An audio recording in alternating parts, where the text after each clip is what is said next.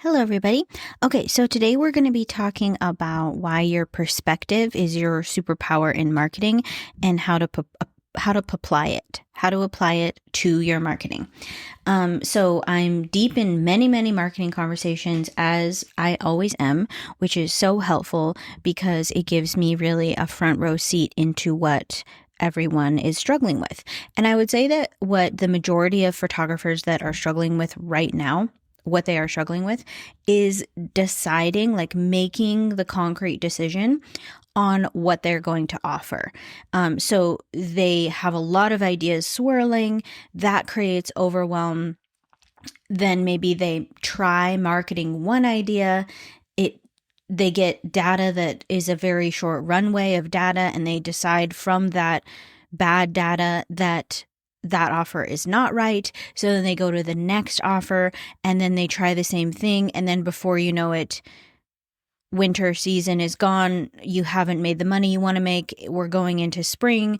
You're now trying to do motherhood, wildflowers. It feels like this desperate grabbing at offers and throwing them out to a bad pool of people to get data from, and then making that decision instead of picking an offer that's based on what you like to shoot, what can make you money, what is sustainable, and then going all in on that one thing or two things. Two things is just about the max that the average person who's not a complete marketing machine can do. So that is the number one issue that I see. So much so that I'm creating a new call in. So I'm going to split these up. So within the marketing membership, I have a money call every month in the middle of the month. That's like a check-in. It's basically, I want people to just check in and be like, am I going to hit the goal this month? If not, what could I change? It's sort of like, it's based off the profit first system. So we talk a lot about that. And how to handle the money that does come into your business. The goal would be that you feel, after you've implemented the system, that you're not hiding from your money, that you know how much money your business costs you every single month. That amount has its own special category. You're paying yourself, you have some financial goals, and the idea there is to make that a habitual system so that when you hit busy season, your money isn't just flying all over the place with no direction or goal. And the goal, overarching goal, is to have it feel like a business that is running every month with some sort of consistency. Even though I know it's very, very rare that there's a family photographer who has a consistent income every single month, I want the system to be consistent just so it gives you back a little bit of control, which ties into marketing because that gives you bandwidth for marketing, which is honestly all of our pretty much number one job if we're in growth mode. In addition to that call, I can't decide if I want to do in addition or separate. I'm going to start doing an offer alignment call where people can just hop on and ask about their offer, and what if it's a good idea. And obviously another group of family photographers is not going to be giving you the 100% answer on whether your offer is a good idea. But I feel like what it can do is give people permission to focus on one thing. Majority of family photographers that I'm talking to, the main thing I'm trying to help them do is line out what they want to do, what they want to focus on. And obviously this work is more than just a 20-minute call once a month. So this is the main conversation that I'm having with my one-on-one marketing mentoring people is, what the heck are you talking about? It seems so simple, but it isn't, because we are creatives. We're driven by excitement and fun, and we have good taste, and we see something that someone else does and we really like it. And we think like that would be so fun. A lot of times the business can feel draining and almost like unfun. And so we start grasping at that fun and that creativity because that's the way our heart is oriented. And it doesn't always serve us because it makes us confusing and untrustworthy to a prospective client, because they're like, what the heck is going on with this person? They coming out with a new offer every single month. They're talking about it for 3 weeks and then they're disappeared and that offer's gone. And now what are they doing? And there's no long-term stability. So if you're in that place where you're like, oh my gosh, I have no idea where to start, I'm not going to be able to offer the one-on-ones starting probably in April when I hit my own busy season. So if you want one-on-one, it's 3 calls. It's literally so helpful to just be able to talk to someone who's looking directly at your website and your marketing and your messaging and telling them this is what I want it to look like and having them help you get there. That's the whole goal of these calls. So if you want one, snag one. If you want to join the membership, we're going to be talking about offers in there as well. Okay, so back to this this topic. So sometimes we feel our perspective of our work is that what we actually are is invisible and interchangeable. So like your work is the same as everyone else's work. Everyone's doing the same thing. We're all copying trends. Everything is sort of watered down. So the issue is not a lack of talent, because I want to say that the vast majority of photographers are comparing themselves again to the tippy top, creativity wise, lighting wise, styling wise. I mean, literally, like I just shared a session with a friend, and I was like, this seems to be the epitome of what everyone is going for.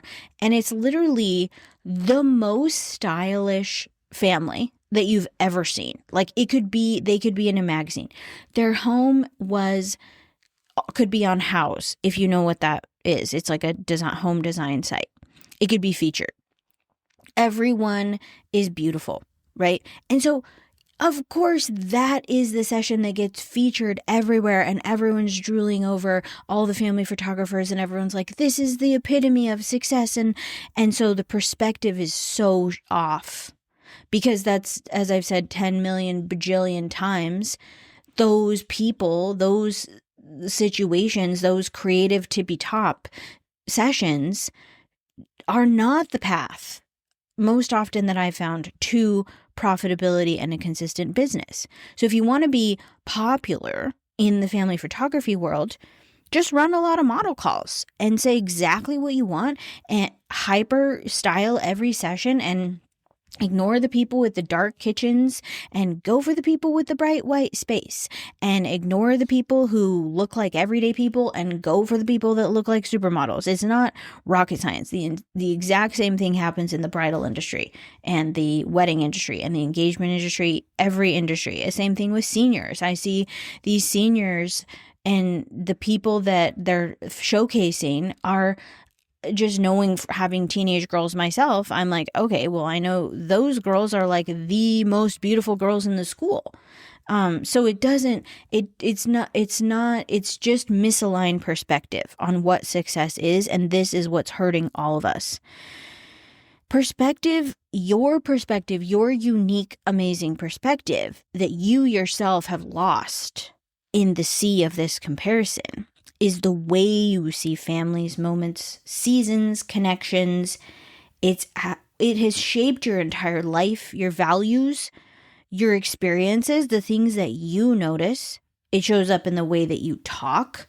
It shows up in what you care about. We know this. We know perspective is so unique for every person, because 2 photographers can show up at the same exact session with the same exact family in the same exact light and tell 2 different stories. It's the way you interact with the family. It's how you make the family feel. It's the light that you look for. That's your perspective. That's your essence. It's emotional and relational. And there's only one you. And clients, prospective clients, they don't know about Sony versus Nikon, and they don't know about prime lens versus zoom. They respond to that perspective. They buy into your perspective, and then they look for consistency, because what is their number one fear? That they will see something they love of yours, hire you, and get something that's a 180 result. And those are the types of complaints we see on all the family photography Facebook group complaints, right? It's like, this doesn't feel like your work, or I sent off this gallery and the client didn't like it. And then you look at the person's thing and you're like, well, yeah, because you're showcasing your top 1% of sessions, and then you're not doing everything in your power to make sure that this client had the same result. Your whole entire brand is golden hour. You made this client shoot on a gray day. So we have to be so careful with that consistency through our perspective. That's what builds trust. Perspective, adhering consistently to your perspective as an artist builds trust faster than this perceived perfection, right? So we're chasing this perfection. We're chasing what gets featured, what gets seen, what goes trending, what goes viral. Having a viral reel right now, it's just a huge, it's fun, like when a celebrity shares it, you're like, ooh, fun, but doesn't do anything because the reel was misaligned for what I'm trying to do. It was aligned for my worldview, misaligned for my business goals. If you had an aligned reel that went viral and your perspective was so clear and that perspective clearly, consistently showed through your work, then that could be a great boost for your business. As opposed to if you had something go viral for yourself that was a one-off session, and then when a prospective client goes to your feed, your website, everywhere else you have work, and it's clear that that was a one-off, trust is gone. They're not gonna be like, oh, okay, I'll take a chance that she can do this for me at a high cost. High cost is totally dependent on every different person. So I was talking to someone the other day and they were like, I could never charge more than X amount of dollars, where like I wouldn't even leave the house for that amount. So everyone's perspective is different on cost. Everyone's perspective is different on worth. So that's not the conversation to get in. The conversation to get in is, can you consistently showcase your perspective? That is your number one job as a family photographer. So you want your prospective families to feel understood by your vision. You want them to be seen, and you want the people who are not ideal to be like, oh, this isn't me at all.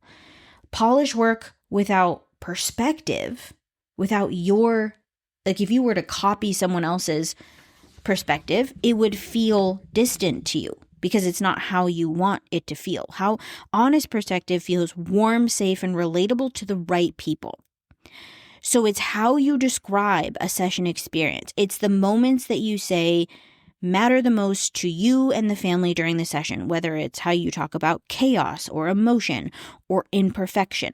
So the thing that's silencing this true nature of your artistry that is inside of you, but your brand looks off, is comparison. And so many of you guys are still so stuck in it, like you can't release. And I understand that it's really hard and it's a habit and it's almost an addiction, but it's not allowing you to come through because it's like a fog that your own artistry can't pass through. You have to be more honest in your marketing about who you truly are. And the right people will connect to that. We don't want cookie cutter for everybody businesses. And we also don't want misaligned trend-seeking businesses. So here's some ways to think about your own perspective and how it could tie into your purpose as a photographer. So what are the things that you notice first during a session? Like when you're doing a session and you're lighting up internally because you're like, ooh, this is going to be good. What is that? What helps families connect to each other that you say and do? That's your essence. That's your perspective on this family coming through. What makes you emotional when you're editing images? What images, we're culling through, which is like same, and then you stop. And what are the images that you're like, ooh, I want to get that on my social media? Describe that image. If you can't describe it, it'd be good use of time to pop it into the old robot and ask it what it sees. just to give you some copy, to give you some ideas of how to break this down in a way, because I know a lot of photographers are very visual. It's hard to translate that vision into copy, so you can get some help with that. Okay, what type of experience do you want people to have?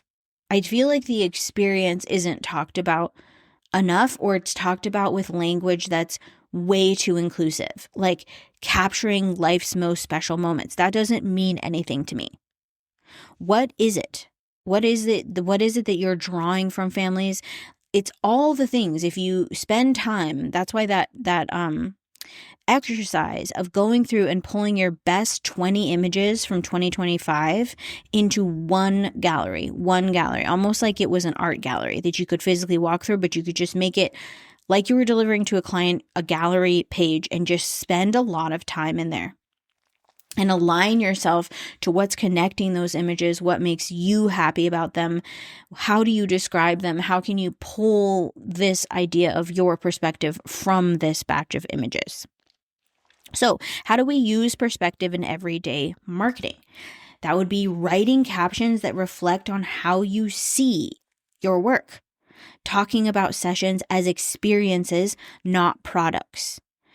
You let your website sound like a conversation, not a brochure. This is another thing that I talk about to pretty much every one-on-one marketing student, is that when I go on their Instagram, it often feels really playful and vulnerable, and their website feels very static and professional, and there's a mismatch there of their perspective. Bringing that playful, vulnerable energy onto the website is only going to help you. The idea of choosing words that really truly describe what you're trying to do. Like my words are like very clear. If you are this, then I am for you. If you are this, I am not for you. You want to be as clear as possible, because I don't want to drag people along just to have them in front of my lens, because it's not a good experience for either of us. My perspective is an adventurous, playful family who likes to be in better than average clothes and adventure to gorgeous places in our state is going to have a good time with me. So how do I showcase that through my marketing? So you don't need to justify your approach. You need to confidently own your approach. If you offer a type of session that's a little bit out there and different, be bold about that. Tell people why it's different. Say you have no interest. Like I saw this one photographer, and she was doing in-home stuff. This was a couple of years ago. And this was before my brain became a little bit untriggered. And her tagline was something like, who wants to get dressed up and run around in a field in a dress they don't like when you could just do photos at home? That was like her tagline, right?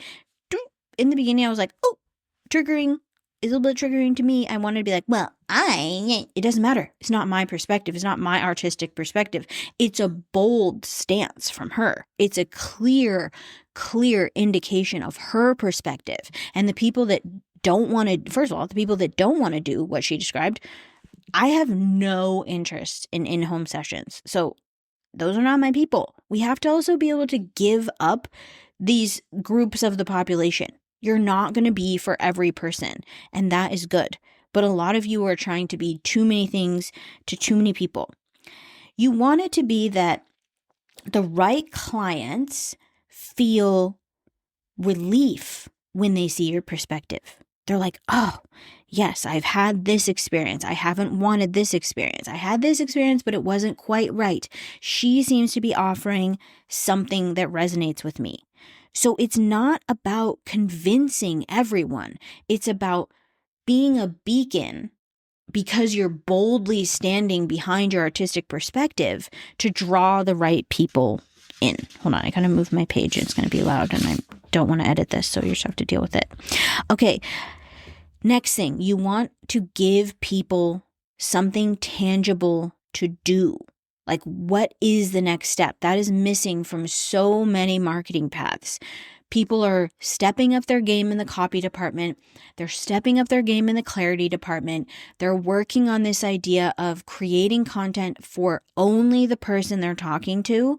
But that next tangible step is often missing, or it's a letdown.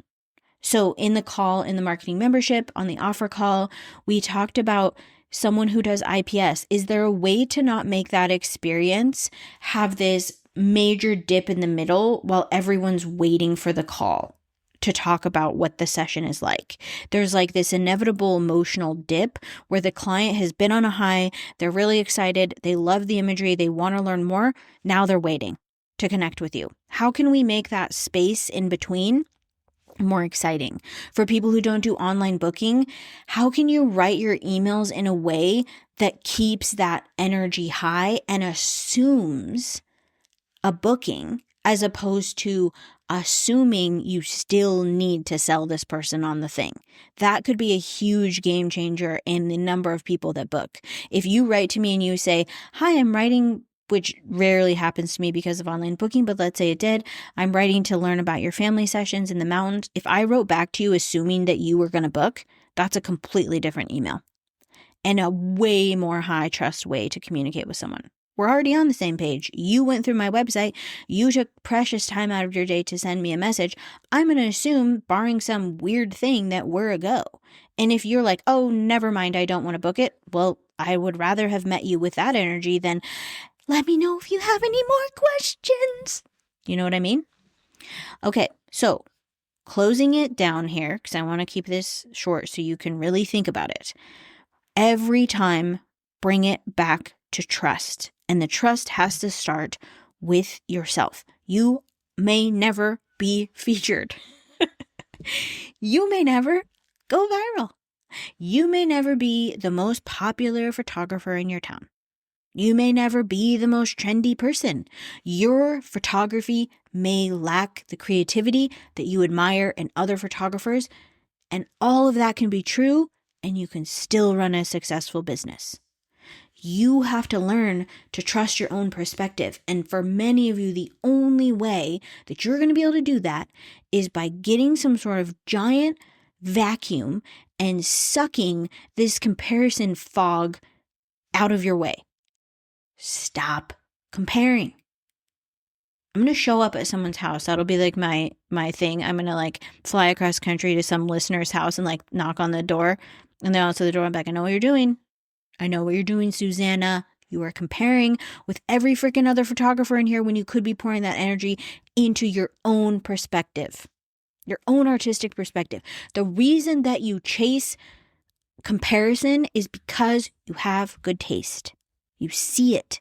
You're like, "Ooh, it's pretty. Ooh, it's aesthetic. Ooh, I love the light." You're a fan. You're a fan of photography. That's why the reason you became a photographer. But that fan is blowing, that fangirling is blowing the comparison fog all up in your face. You can't see shite out here. So you need to get rid of it.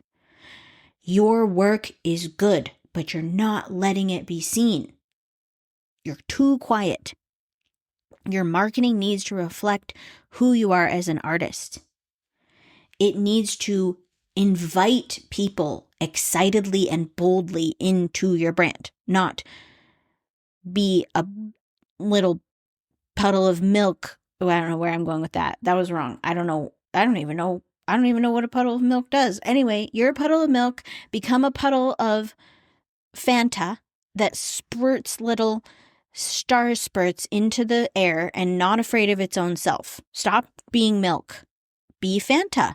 That's the bottom line. You need to be the amazing, spectacular brand that you are, even if it's only amazing and spectacular because you're a very consistent artist who gives her clients an amazing experience. Okay, I hope that gives you a little boost in the pantaloons to do some work on your own brain. Again, if you want to do a one-on-one, snag one. I probably have time for one more this month. Start one more this month. It's $600 for 3 calls that are super in depth. I'm trying to do Loom walkthroughs of everybody's website, so you get that to have you can refer back to after we get them all fixed up. So $600 if you're in the membership, $750 if you're not. So super good deal.